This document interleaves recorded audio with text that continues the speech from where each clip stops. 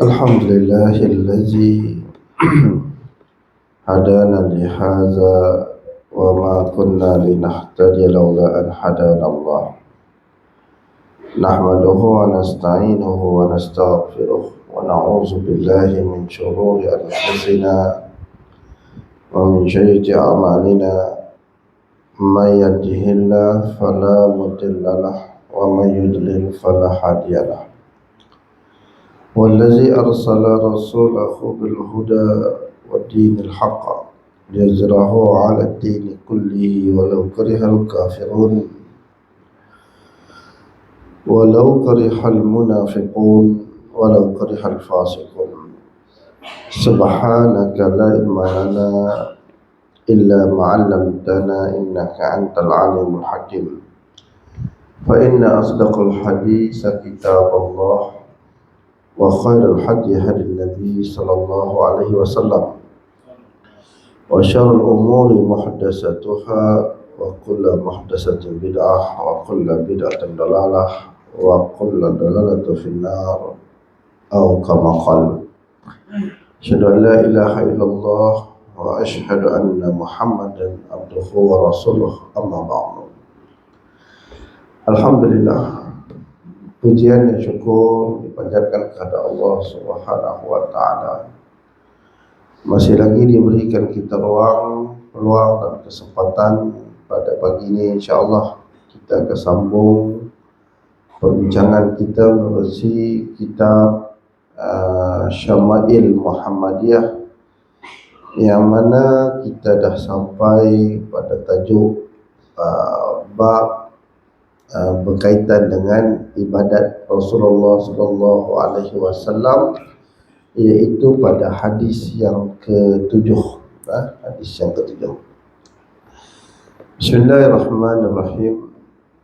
Wa bi sanadil muttasil Nabi sallallahu alaihi wasallam wa yaqul haddatsana Qutaibah bin Sa'id haddatsana Abu Awanah an Qatadah an Zurarah bin Aufa an Sa'ad bin Hisham an Aisyah anna Nabi sallallahu alaihi wasallam kana idza lam yusalli bil lail mana'ahu min zalika an-nawm aw ghalabathu 'ainah shalla min an-nahari santa asyarata raka'ah. Baik.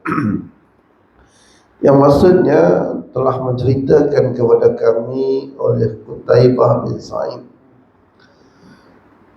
Katanya telah menceritakan kepada kami oleh Abu Awanah yang meriwayatkan daripada Qatadah, dan Qatadah mengambil riwayat daripada Zurarah bin Aufa yang mengambil riwayat daripada Sa'ad bin Hisham yang telah mengambil riwayat daripada Aisyah. Dia panggil hadis ni hadis mu'an'an, hadis an'an. Jadi hadis an'an ni dia tak sebut kalimah haddatsana melainkan sekali ya. Kemudian disebut an, dia ulang an. Baik.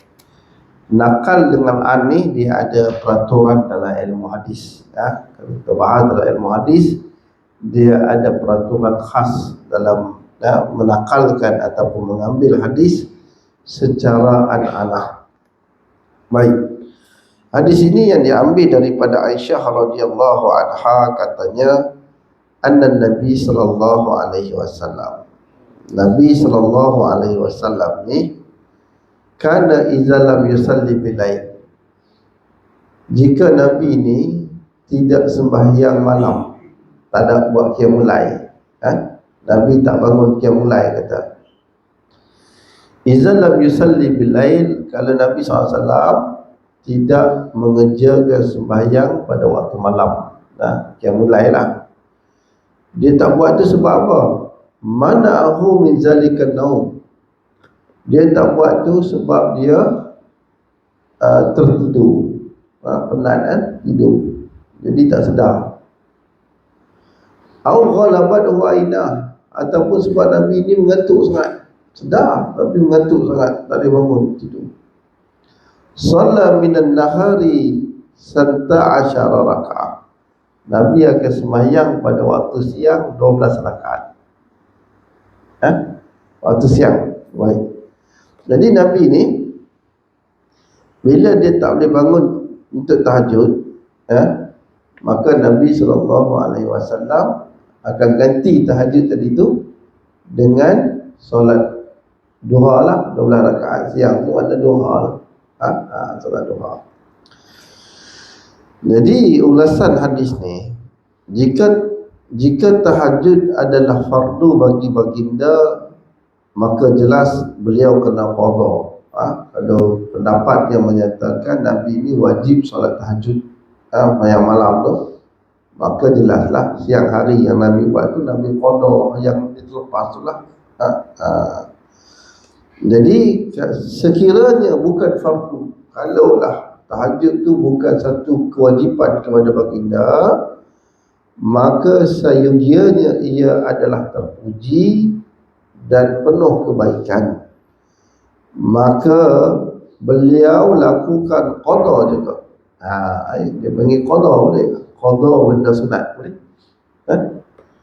Perkara sunat kita qada boleh.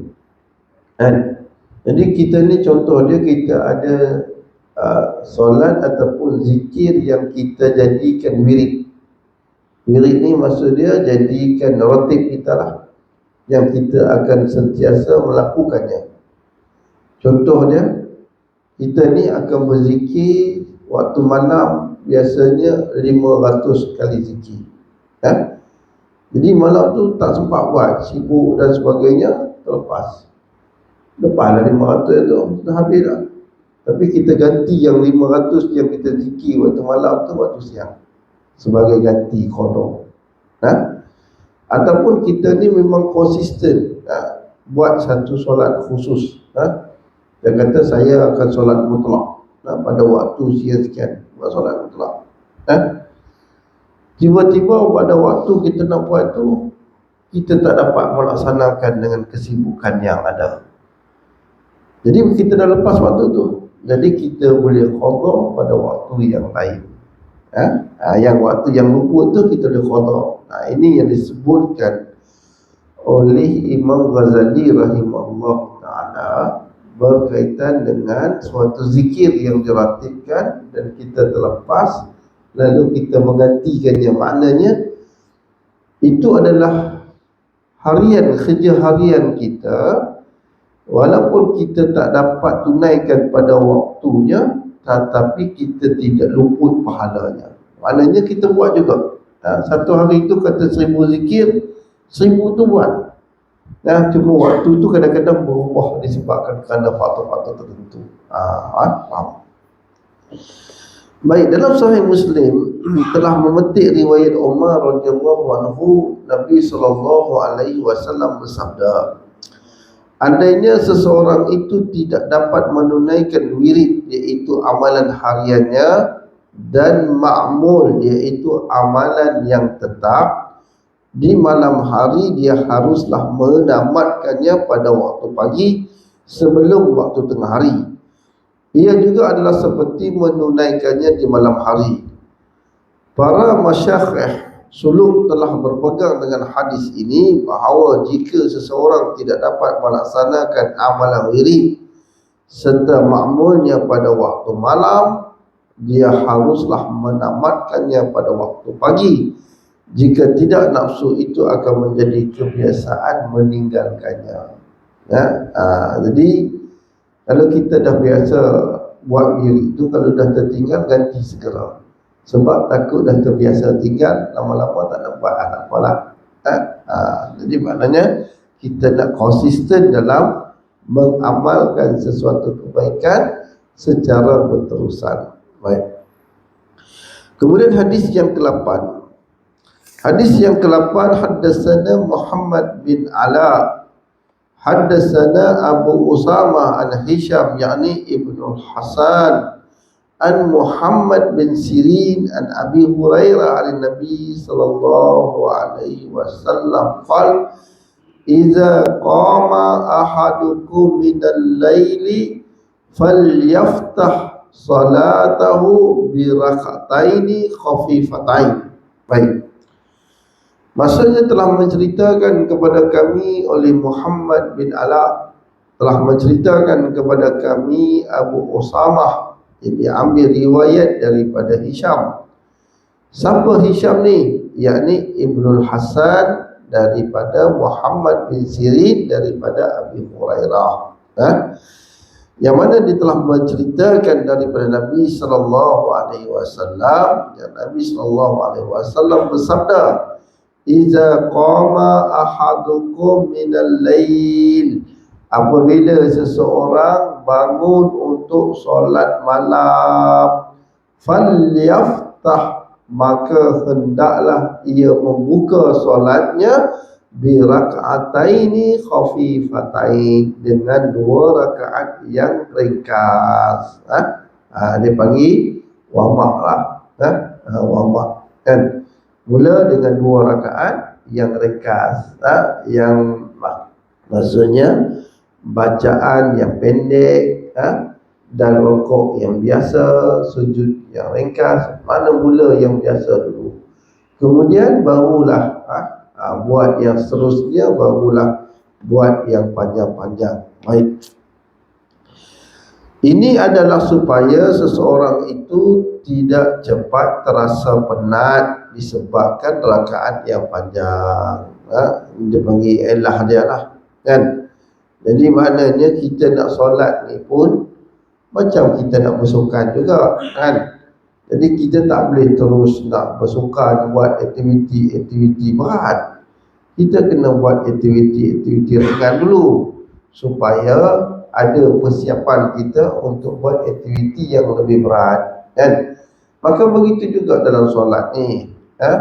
Jadi kita nak dapatkan solat yang panjang ni, yang berdiri lama, rokok lama, sujud lama, kita tak boleh buat terus, sebab kita tidak ada wamak dia itu, persiapan ke arah tu.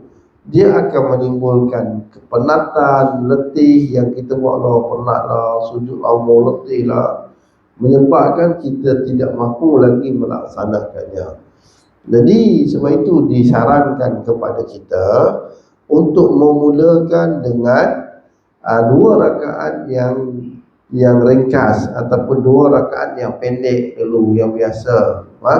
Kemudian barulah dilaksanakan dengan 2 rakaat yang lebih panjang daripada yang pertama tadi, sebagai peningkatan kepada amal kita.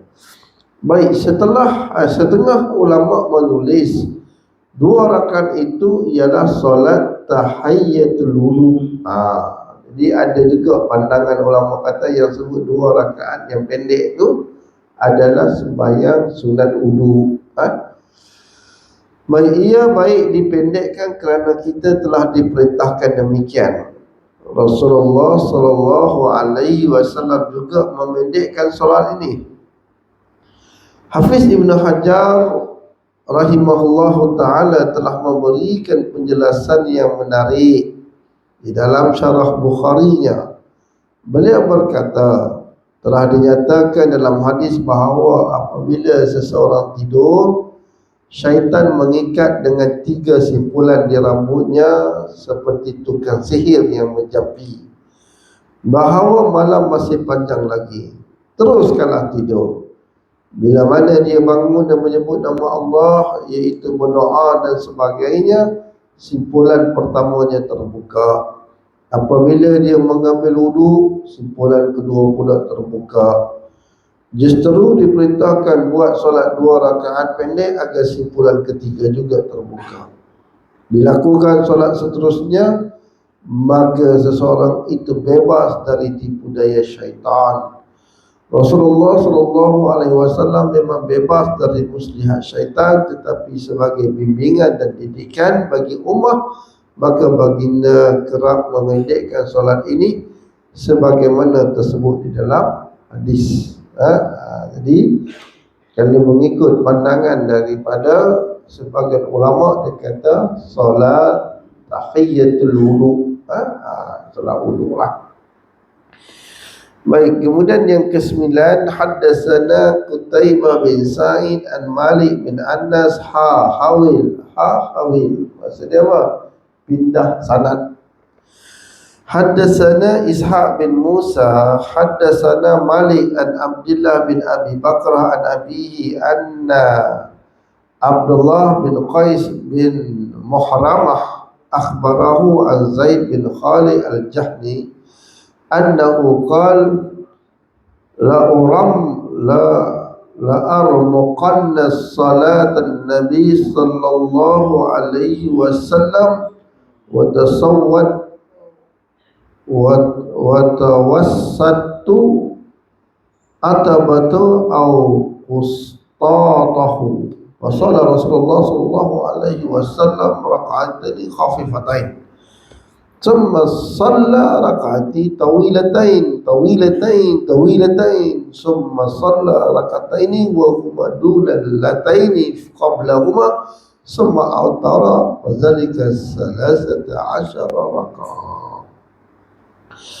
Baik, telah menceritakan kepada kami oleh Qutaibah bin Sa'id daripada Malik bin Anas, kemudian dipindahkan sanadnya kepada sanad yang kedua, iaitu telah menceritakan kepada kami oleh Ishaq bin Musa, telah menceritakan kepada kami oleh Malik daripada Abdullah bin Abi Bakrah daripada bapaknya, bahwasanya Abdullah bin Qais bin Mahramah telah menceritakan akan dia daripada Zaid bin Khalid al-Jahni annahu qala, bahwasanya ia berkata, suatu hari aku telah memerhati cara Rasulullah sallallahu alaihi wasallam melakukan solat.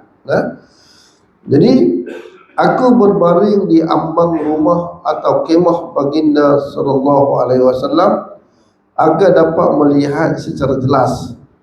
Mulanya beliau solat 2 rakaat yang pendek, kemudian diikuti 2 rakaat yang sangat panjang, kemudian 2 rakaat lagi yang panjangnya kurang daripada tadi, kemudian lagi 2 rakaat yang panjangnya berkurang, kemudian 2 rakaat lagi yang panjangnya berkurang dari sebelumnya, kemudian 2 rakaat yang panjangnya semakin berkurang dari yang tadi.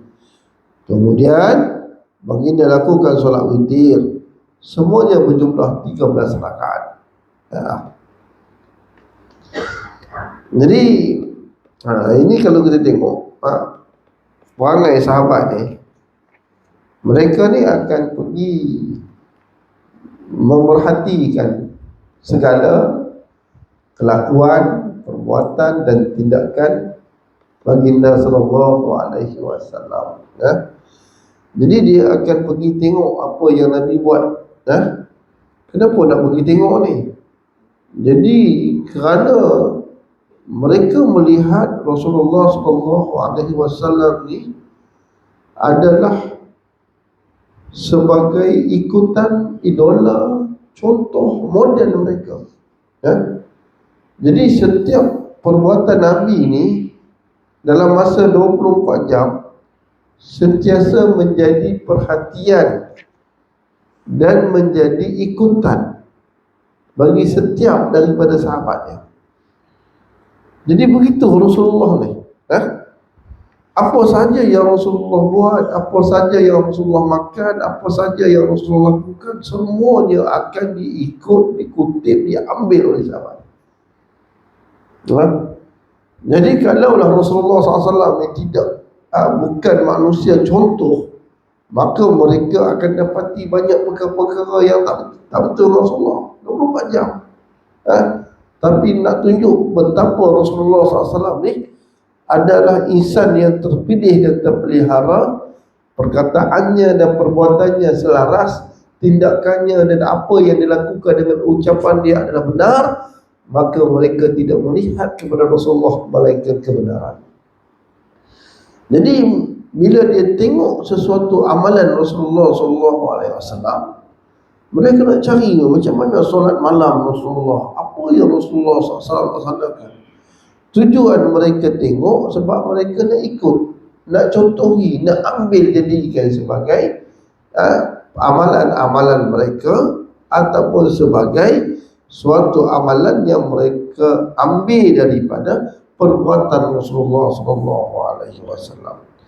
Jadi kalau tengok daripada cerita ni, hadis ni yang menyebutkan daripada Khalid Al-Jahni, yang mana dia menyebut bahawasanya dia telah mengintai-ngintai Rasulullah SAW.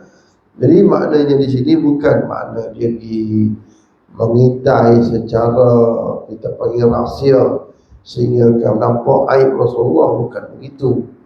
Jadi maknanya dia tahu ni waktu yang Rasulullah akan bangun.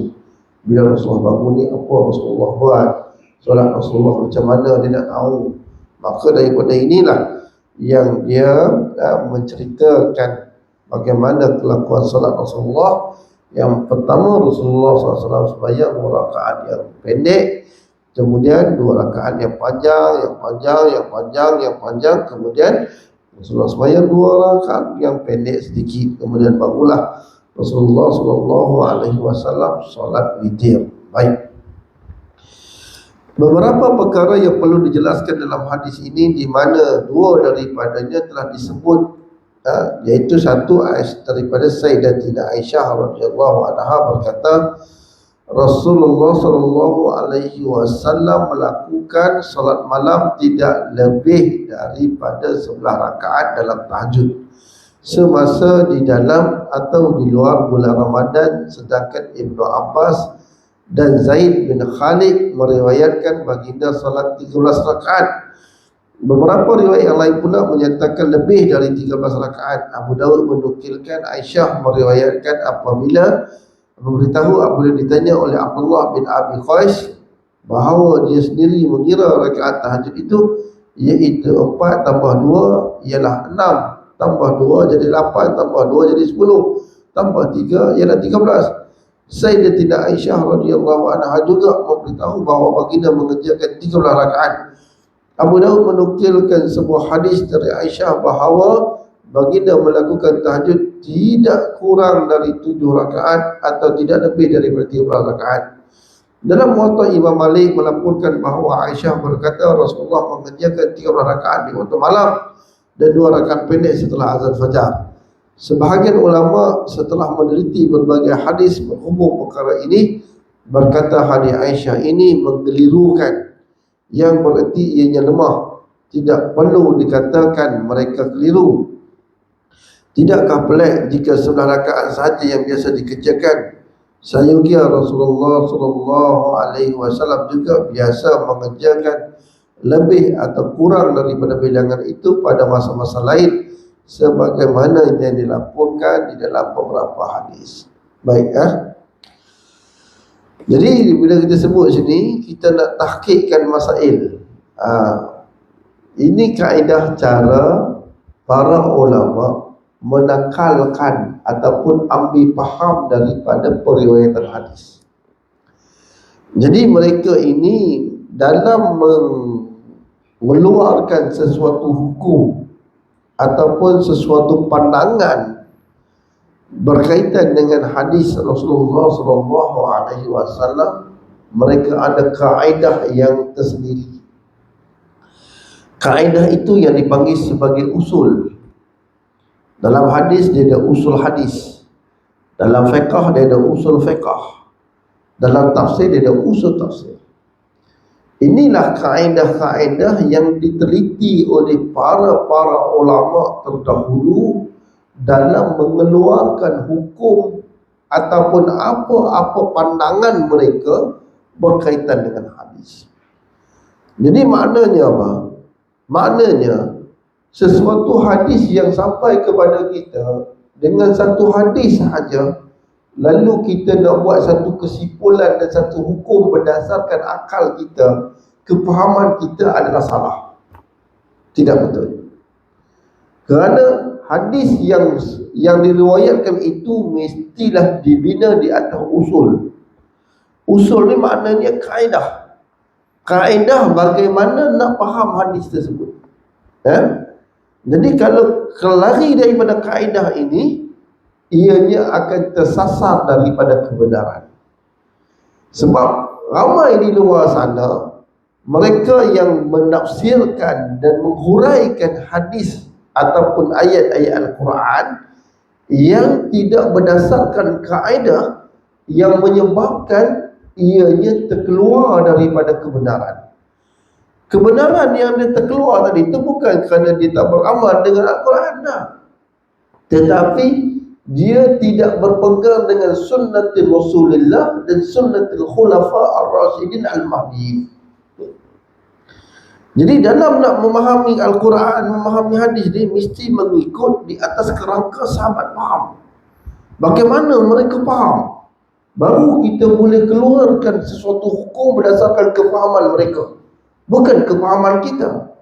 Sebagaimana yang berlaku kepada Abdul Rahman Ibn Muljam. Abdul Rahman Ibn Muljam, walaupun dia seorang qari, seorang guru Quran yang begitu alim, yang begitu hebat, yang begitu mahir dengan membaca Al-Quran, menghuraikan dan sebagainya, tetapi keilmuan yang ada kepada dia tidaklah setanding dengan keilmuan yang ada kepada Sayyidina Ali bin Abi Talib. Tak sama. Yang mana Sayyidina Ali bin Abi Talib radhiyallahu anhu telah berkata, tidak ada satu ayat ataupun satu surah daripada Al-Quran melainkan saya tahu ayat ini diturunkan di mana, pada siapa, pada waktu siang atau pada waktu malam, pada ketika hadir atau pada ketika musafir, pada musim sejuk ataupun pada musim panas, dan atas sebab apa dia diturunkan. Nak tunjuk bagaimana faham dia dengan ayat Allah. Bila mana dia menerima majlis tahkim, iaitu pendamaian dengan Muawiyah bin Abi Sufyan, lahirlah orang-orang seperti Abdul Rahman Ibn Muljam telah mengkafirkan Ali dan beberapa sahabat yang lain. Seolah-olah mereka lebih faham daripada Al-Quran. Mereka lebih faham Al-Quran daripada Ali bin Abi Talib. Mereka lebih faham Al-Quran daripada Muawiyah bin Abi Sufyan. Mereka lebih faham Al-Quran daripada Amr bin As. Jadi ini yang berlaku. Mereka keluar daripada kefahaman kerangka para sahabat. Lalu mereka menggunakan ayat-ayat Allah untuk mengkafirkan Ali. Mereka berkata, "Faman lam yahkum bima anzalallahu faulaika humul kafirun." Barang siapa yang tidak berhukum dengan hukum Allah, maka mereka itulah orang-orang kafir. Maka mereka berkata, Ali telah meninggalkan Al-Quran untuk beramal dengan hukum yang lain daripada hukum Allah. Ali telah menjadi kafir dengan meninggalkan Al-Quran. Maka mereka mengkafirkan Ali dan mereka telah membunuh Ali. Ini tertulis dalam sejarah yang kita kena terima dan kita kena baca. Kenapa mereka berpegang dengan Al-Quran tetapi mereka keluar daripada Islam sebagaimana anak panah yang keluar daripada musuhnya? Ini bahaya. Sebab mereka dah keluar daripada kerangka agama, kerangka kefahaman sahabat bagaimana nak menafsirkan ayat Allah. Mereka dah keluar. Itu yang lahir, kalau kita ingat 20 tahun dulu, kisah Abu Talib, seorang lelaki yang bernama Abu Talib yang telah berkahwin dengan 10 orang wanita, 4 daripada Singapura, 6 daripada Malaysia kalau tak silap saya. Dan dia didakwa di Mahkamah Syariah Shah Alam pada ketika itu. Antara hujah yang dia gunakan untuk membela dirinya ialah menggunakan ayat Allah Ta'ala daripada surah An-Nisa, iaitu dia menyebut berkaitan dengan firman Allah Ta'ala, "Fankihu ma tabalakum minan nisa'i masna wa sulasa wa ruba'." Dia menafsirkan dengan tafsiran yang keluar daripada kerangka yang dipahami yang diajar oleh Rasulullah, yang diajar oleh para sahabatnya. Maka dengan cara ini dia telah menafsirkan ayat Allah dengan cara yang salah. Jadi pada zahirnya dia menggunakan Al-Quran. Kata Al-Quran tak sesat tak? Dia akan sesat bila dia keluar daripada kaedah manhaj kefahaman Al-Quran berdasarkan kaedah yang ditunjukkan oleh baginda sallallahu alaihi wasallam. Sebab itu dalam satu hadis sulasi Silsilatul Zahab, hadis ni dia bersanad emas, yang diriwayatkan oleh Imam Syafi'i rahimahullahu ta'ala, yang mana dia menyebut haddatsana Malik qala haddatsana Nafi' qala haddatsana Ibnu Umar Qala sami'tu Rasulullah sallallahu alaihi wasallam yaqul man kadzaba alayya muta'ammidan man fassara Qur'anu bi ru'yi falyatawabba maq'adahu minan nar. Jadi barang siapa yang menafsirkan Al-Quran dengan pandangan akalnya sendiri, dengan kepahamannya sendiri, maka Allah Ta'ala akan sediakan dia satu tempat dalam neraka. Maknanya di sini dia tidak mengikut manhaj Rasulullah SAW, para sahabat dalam memahami Al-Quran. Dia menggunakan metodologi dia, kaedah dia, fahaman dia, akal dia, logik dia untuk tafsir Quran. Maka tafsiran seperti ini akan bawa kepada kesesatan. Ini bahaya. Jadi sebab itulah, selain daripada faham Al-Quran, faham hadis, kena berada di bawah kerangka bagaimana kaedah itu dipahami, bagaimana menafsirkan ayat tersebut, bagaimana menafsirkan hadis tersebut, apakah kerangka-kerangka ataupun kaedah yang membenarkan dalam menafsirkannya. Sebab itu kalau kita lihat, pernah berlaku dulu pada awal, kalau tak silap saya, awal tahun 2000, 2001, 2002, 2003 macam itulah. Permulaan tahun 2000 berlaku suatu permasalahan di sebelah utara sana, di negeri utara, yang mana dia menggunakan hadis inilah. Dia kata tak boleh sembahyang tarawih lebih daripada 13 rakaat. Sebab dia kata riwayat sahih Nabi sembahyang 13 rakaat dalam Ramadan dan bukan Ramadan. Jadi bagi yang nak buat qiyamul lail, dia kalau nak solat juga 4 rakaat lepas isyak, 4 rakaat tengah malam, dan tambah lagi 3 rakaat buat witir. Jadi dia kata tak boleh lebih daripada 13 rakaat. Jadi itu yang mereka lakukan. Jadi maknanya lepas sembahyang isyak buat tarawih 4 rakaat, lepas tu duduk borak sembang-sembang, lepas tu balik tengah malam, datang balik sembahyang lagi 4 rakaat, tambah buat jadi 6, kemudian tambah lagi 3, jadi 13. Kita buat. Jadi maknanya padahal kalau kita lihat bagaimana kefahaman para ahli mazhab, kalangan ulama-ulama salafus saleh terdahulu, mereka begitu menghalusi dalam mengeluarkan hukum dan pandangan mereka berkaitan dengan sesuatu amalan, sehingga akan menisbahkan sembahyang tarawih ini adalah 20 rakaat. Kenapa? Kerana tuntutan kepada Ramadan itu adalah solat. Solat maknanya memperbanyakkan solat. Jadi ada nas-nas yang membuktikan dan menyokong dalil tersebut. Bukan mereka tak sampai kat mereka hadis ni. Sebab itulah Syekh rahimahullah ta'ala, Syekh Zakaria Al-Kandahnawi, dia kata riwayat Aisyah ni keliru. Bukan Aisyah yang keliru, tetapi kerana jalan-jalan turuk, iaitu perawi-perawi yang meriwayatkan adalah dalam jumlah yang bertentangan. Sekejap 13, sekejap 11, sekejap mana satu Jadi maknanya bila dia tidak konsisten dalam periwayatan, maka berlaku ittirab, iaitu percanggahan antara satu dengan yang lain. Kaedah dalam ittirab ni, ini dipanggil usul hadis.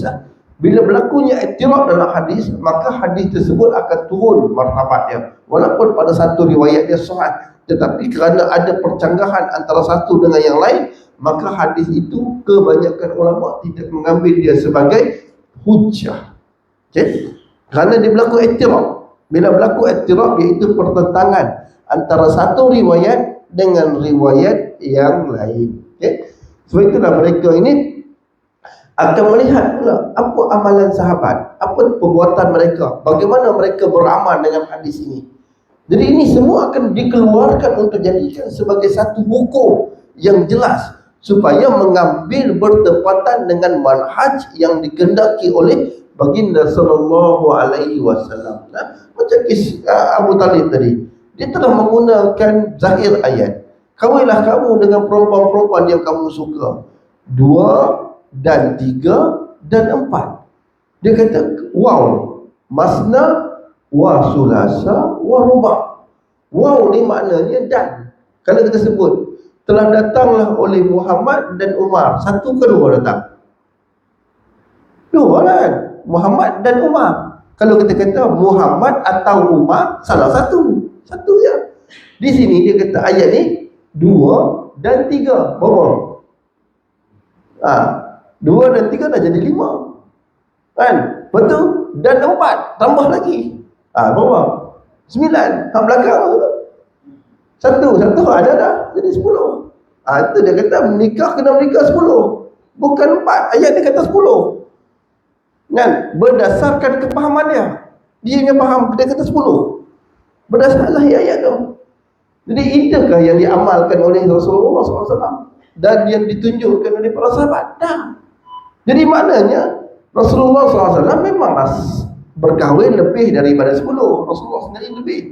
Tetapi ada tak sahabat buat kahwin lebih dari 10? Berapa isteri Abu Bakar? Berapa isteri Umar? Berapa isteri Osman? Berapa isteri Abdul Rahman bin Auf? Berapa isteri? Semua isteri para sahabat tidak lebih daripada 4 orang dalam satu masa, tak lebih.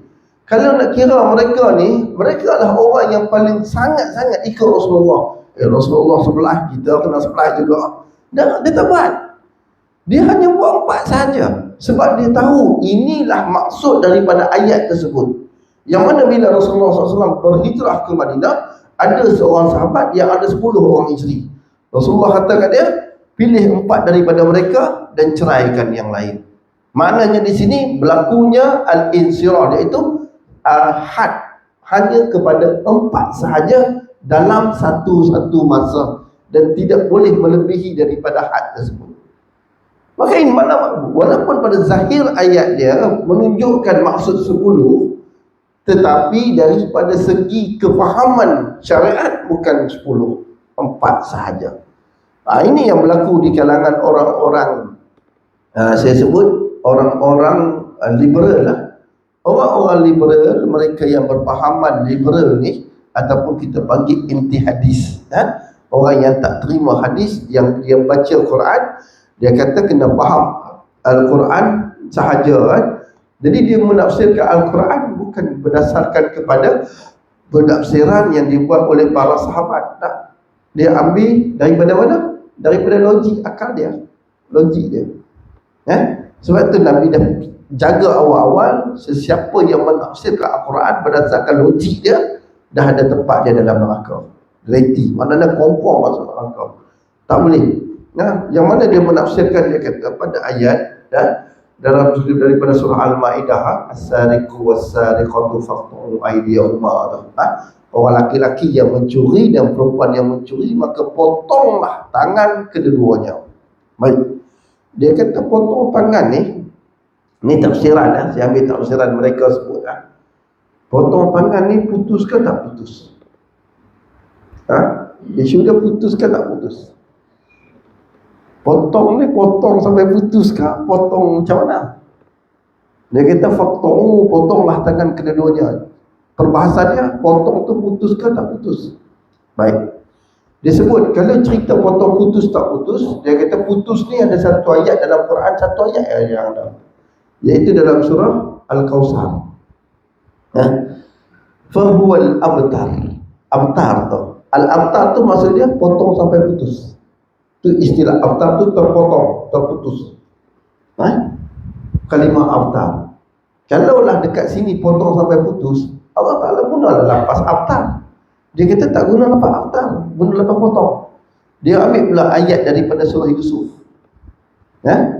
Surah Yusuf, kan? Kisah Nabi Yusuf keluar tu, ada wanita-wanita cantik yang diletakkan, dijemput untuk hadir. Tengok Nabi Yusuf, apa mereka buat? Faqatta'na aydiyahun, mereka potong tangan-tangan mereka, kan? Potong tangan tu putus tak? Yang dia potong tangan tu tak putus. Jadi dia kata tafsir putus yang orang mencuri dia ambil mana? Jadi dia kata dia menolak hukum potong tangan sampai putus tu yang dikatakan sebagai hudud. Dia kata tak ada dalam Quran. Tak ada. Ini orang liberal lah. Orang liberal, orang yang anti hadis, dia tafsirkan tak ada potong tangan. Jadi dia kata yang masuk potong di sini ni tak semestinya putus, mencederakan boleh jadi. Jadi dia tolak pengertian tersebut. Jadi ini ambil mana? Ambil daripada kefahaman logik dia. Jadi kita tak boleh faham lagu tu. Kita kena tengok bagaimana apa yang dilakukan oleh para sahabat, apa yang dilakukan oleh, yang ditunjukkan oleh baginda sallallahu alaihi wasallam. Jadi potong tu potong putus. Ada orang yang Nabi potong tangan zaman-zaman Rasulullah SAW? Ada. Maknanya undang-undang dalam hukum Al-Quran ini bukanlah satu teori, bukan. Dia teori beserta practically, amali. Sebab itu tidak ada tuduhan daripada orientalis. Dia kata ayat Quran ni kebanyakan teori, ya, mana ada practically. Tak ada tuduhan tu. Sebab tidak ada satu ayat daripada ayat Allah melainkan mereka telah melaksanakannya.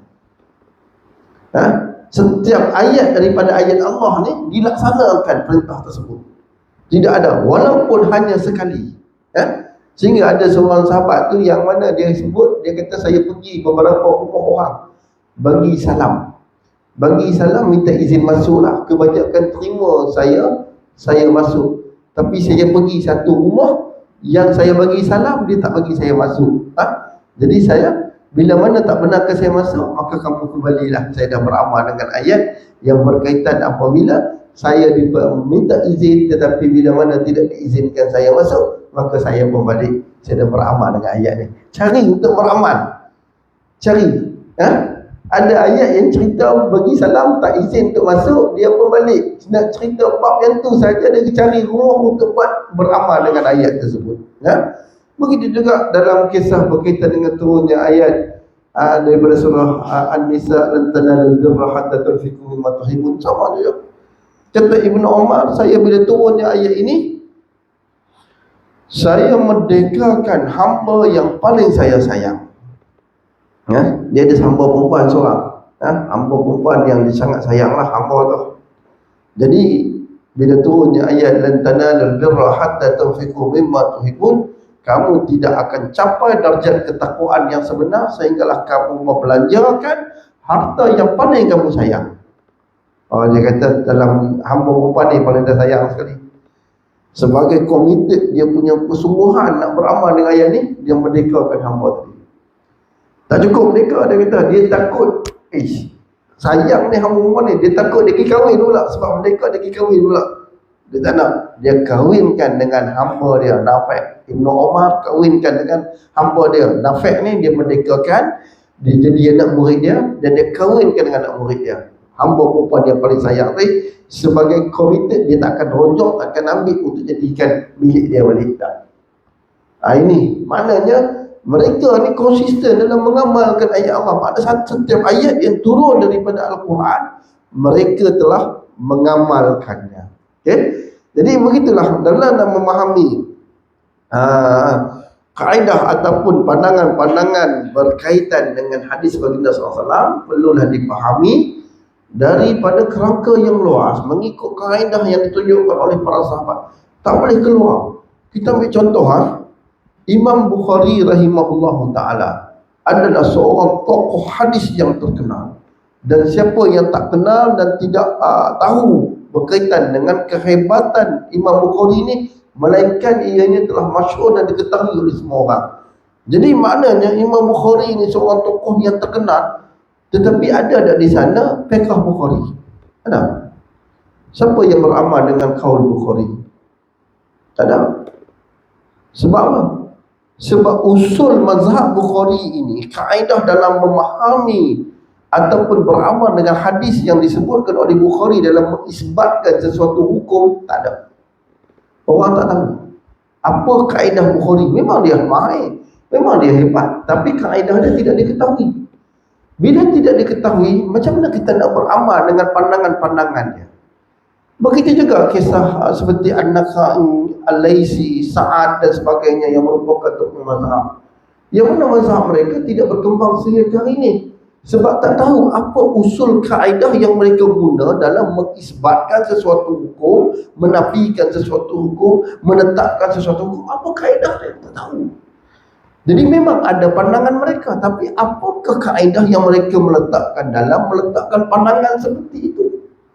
Jadi yang ada pada kita hari ini adalah apa yang dibuat oleh Imam Syafi'i, ada warisannya. Imam Malik ada warisannya, tahu. Kalau Imam Malik kata haram, apa kaedah pengharaman kita tahu. Ada kaedah, ada panduan yang ditinggalkan oleh Imam Malik yang diwarisi kepada generasi selepasnya. Sehingga lahir beberapa tokoh ulama besar yang mahir dengan fiqh Imam Malik, yang mahir dengan fiqh Imam Syafi'i, yang mahir dengan fiqh Imam Abu Hanifah, yang mahir dengan fiqh Imam Ahmad. Mereka ada warisan dan berpegang dengan usul yang ditinggalkan oleh imam mereka. Itu tak apa. Tapi kalau kita tak tahu usul, macam Imam Bukhari tak tahu usul dia apa, macam mana kita nak beramal dengan fiqh Bukhari? Walaupun ada fiqh dia pada mukadimah bab dia, pada mukadimah bagi setiap ataupun kita bagi terjematul bab dia, tetapi kita tak boleh beramal kerana tidak ada usul yang kita faham bagaimana Bukhari mengisbatkan sesuatu perkara ataupun menafikannya, mengisbatkan satu hukum atau menolaknya. Tak tahu kaedah apa. Bila tidak tahu, maka ianya hanya tinggal sebagai satu hukum yang terdapat dalam kitab Bukhari tetapi tidak diamalkan pada generasi yang selepasnya. Jadi ada setengah pendapat kata, oh kita ni adalah ahli hadis, kita cukup dengan Al-Quran dan hadis saja, tak perlu pandangan-pandangan ulama. Ini juga pandangan yang salah. Kalau ada seorang tokoh hadis yang hebat, saya nak sebut nama dia adalah Imam Al-Baihaqi. Ratusan ribu hadis yang telah dia hafal, pelbagai jenis periwayatan yang dia tulis, dan berapa banyak hadis yang telah dia karang. Dan dia adalah di antara tokoh besar pada zaman dia. Pada zaman dia dengan periwayatan hadis yang begitu banyak. Tetapi dia adalah salah seorang daripada ulama besar dalam mazhab Syafi'i. Dia sendiri pun mazhab. Pada kalau nak nisbah jumlah hadis yang dia hafal, ratusan ribu hadis yang dia hafal. Boleh baca dalam kitab dia Sunan Kubra, boleh baca dalam kitab dia Ma'rifatus Sunan wa Asar, dan beberapa kitab dia yang lain, yang mana dia telah menulis sebagai satu ilmu yang telah diwariskan kepada kita berdasarkan kepada kaedah-kaedah dan dalil-dalil yang berpandukan kepada mazhab Syafi'i. Dia yang begitu hebat. Kalau sering ulama kata, kalaulah ada satu imam yang lain yang muncul untuk menggantikan Imam Syafi'i, inilah dia Imam Baihaqi. Tetapi Imam Baihaqi masih mengunci dirinya dalam pandangan Imam Syafi'i. Nak menunjukkan bahawasanya dia ada ilmu hadis, tetapi dia tidak ada usul kaedah dalam nak memahami dan mengistinbatkan hadis. Begitulah kata Imam Ahmad, kami tidak faham mengenai hadis-hadis sehinggalah datang kepada kami Asy-Syafi'i. Imam Syafi'i datang ajar mereka bagaimana nak cara berinteraksi dengan hadis. Faham? Mereka ada hadis, tapi mereka tak tahu nak guna hadis. Hadis ni kata boleh, hadis ni kata tak boleh, hadis ni kata kena buat, hadis ni kata tak kena buat. Macam mana ni? Keliru, tak betul nak guna. Datang Imam Syafi'i ajar mereka. Dia panggil al-ikhtilaful hadis. Bagaimana nak menghimpunkan hadis yang bertentangan, bagaimana nak beramal hadis yang berlawanan antara satu dengan yang lain. Maka dengan panduan yang didatangkan oleh Imam Syafi'i, baru mereka faham, oh macam ni rupanya nak beramal dengan hadis. Dia ada usul dia tu. Itulah kaedah-kaedah yang kena dipahami dalam menilai ataupun nak beramal dengan hadis tersebut. Sebab itulah pandangan-pandangan yang datang kepada kita daripada hukum-hukum yang telah dibuat oleh para ulama ialah suatu hukum yang telah diteliti, dikaji dan diselidiki dengan sedalam-dalamnya, barulah sampai kepada kita hukum tersebut. Bukan hanya melihat dengan sekali pandangan kemudian menyatakan halal dan haram, kemudian menyatakan wajib dan sunat dan sebagainya. Baik. Jadi ramai ulama menulis bahawa para ahli sunnah wal jamaah bersetuju tarawih adalah sunat. Dari kalangan ahlul kiblah tidak ada yang menolak melainkan rawafid, iaitu golongan Syiah. Keempat-empat imam, Imam Abu Hanifah, Imam Syafi'i, Imam Malik dan Imam Ahmad bin Hanbal rahimahumullah semua menulis dalam kitab fiqh mereka bahawa solat tarawih adalah 20 rakaat sunat muakkadah. Semua tulis 20 rakaat. Tak ada ikhtilaf di kalangan mereka. Sunat tarawih 20 rakaat. Tiba-tiba mari hak kemudian ni kata dah 8 rakaat sahaja. Kan? Jadi kita tengok di sini ni semua sepakat dalam menyatakan pandangan mereka berkaitan bilangan rakaat ada 20. Kemudian menurut satu pendapat Imam Malik yang masyhur pula ialah tarawih sebanyak 36 rakaat. Bukan makin kurang, makin tambah. 36. Kita 20 pun tak rakaat, 36 lagi ya tak buat. Kan? Penat kan? Jadi maknanya di sini kita lihat bukan semakin kurang, bukan tu 8 rakaat tapi 8 dah. 20. Itu dia panggil muakkadah yang disepakati daripada 4 mazhab ni. Imam Syafi'i, Imam Abu Hanifah, Imam Malik dan Imam Ahmad bin Hanbal. Semua dalam kitab fiqh mereka. Buka dalam Mughni, Al-Mughni Ibn Qadamah. Kemudian kalau dalam Syafi'i, Al-Majmu' Imam Syafi'i. Kalau Imam Abu Hanifah adalah Al-Hidayah ataupun dalam Zainul Abidin. Kalau Imam Ahmad Ibn Hanbal dalam Al-Mughni Ibn Qadamah. Kalau Imam Malik dalam Aujazul Masalik, yang ditulis oleh Ibn Arabi. Kemudian kemudian kata dia, dinukilkan dalam kitab mazhab Ambali yang tersohor, Mughni Mughni ni Ibn Qudamah. Pendapat Imam Ahmad bin Hanbal yang diterima ialah tarawih adalah 20 rakaat. Ini juga adalah pendapat bagi mazhab Sufyan As-Sawri, Imam Abu Hanifah dan Imam Syafi'i rahimahullah. Adapun bagi mazhab Maliki ialah 36 rakaat. Imam Malik berkata, satu perwakilan raja telah dihantar kepadaku memohon agar dikurangkan rakaat tarawih. Aku telah menolaknya. Seorang muridnya berkata, di Madinah sebanyak 39 rakaat telah dilaksanakan, iaitu 36 tarawih dan 3 witir. Perkara ini telah dikupaskan dalam kitab Aujaz. Guru-guruku yang mulia berkata, di Madinah dari 36 rakaat yang dilakukan, 20 rakaat adalah tarawih. Antara setiap tarawih itu 4 rakaat. Terhenti sekadar masa 4 rakaat itu adalah mustahab. Lantas mereka dirikan 4 rakaat nafil semasa tarawih. Maka 16 rakaat yang dilakukan di antara 4 tarawih itu adalah tambahan. Ini hanyalah bagi mazhab Maliki. Bagi 3 mazhab lagi yang diakui adalah 20 rakaat. Susah kan? Jadi maknanya kita lihat, kalau tengok kepada pandangan-pandangan daripada kalangan ahli ilmu, orang yang faham mengenai syariat, kita kena ambil daripada mereka. Mereka keluar satu pandangan mereka tu bukan berdasar kepada pemikiran sempit mereka, bahkan satu kajian penyelidikan dan kajian yang sangat mendalam untuk mengeluarkan sesuatu hukum dan pandangan. Ini yang sepatutnya yang intisyar. Jadi apabila munculnya dengan pandangan-pandangan yang mendatangkan dalam jumlah yang sedikit dan sebagainya, maka itulah pandangan-pandangan yang diambil tanpa dilihat kepada usul pandangan tersebut. Ini bahaya. Sebab itulah kalau kita tengok di sini, Imam Malik menyebut sampai 39 rakaat. 39 beserta witir, 36 tarawih, 3 lagi witir, jadi 39. Ada perwakilan raja hantar kepada Imam Malik supaya kurangkan sikit. Dia kata kurang, minta kurang dengan Imam Malik. Imam Malik kata tak, ini pandanganku. 36. Sebab apa? Sebab dalam riwayat yang lain disebut, orang-orang Mekah ni bila dia sembahyang tarawih antara 4 ke 4, dia 2, kemudian dia bangun 2, 4 rehat tu dia tawaf. Setiap 4 dia tawaf. Lepas tawaf, solat balik, buat 4 lagi. Dululah. Jadi orang Madinah kata, mereka dapat tawaf, kita tak dapat tawaf. Jadi kita tambah lagi 4, lawan orang tawaf tadi. Mereka tu orang yang berebut-rebut dalam membuat amal soleh.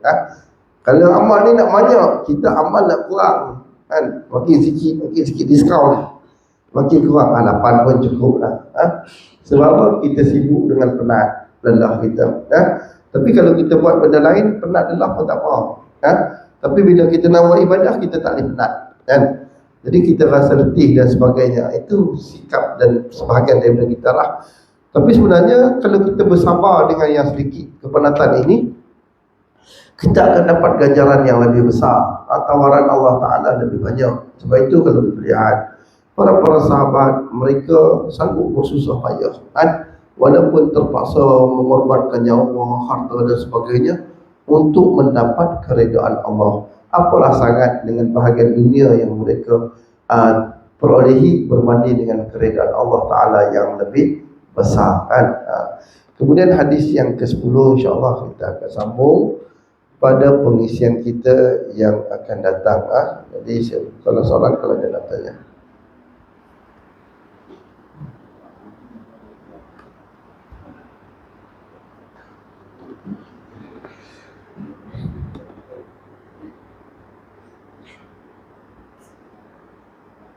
Ada soalan? Baik, kita langsung aja dulu dengan tasbih kafarah dan salawat subhanallahumma wa bihamdihi asyhadu an la ilaha illa anta astaghfiruka wa atubu ilaik. Bismillahirrahmanirrahim.